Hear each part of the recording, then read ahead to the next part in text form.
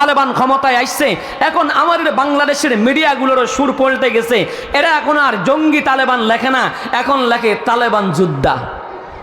কি লেখে? অপেক্ষায় থাকো, অচিরেই তোমরা লিখবা তালেবান আব্বা। জোরে কোন কথা ঠিক কিনা?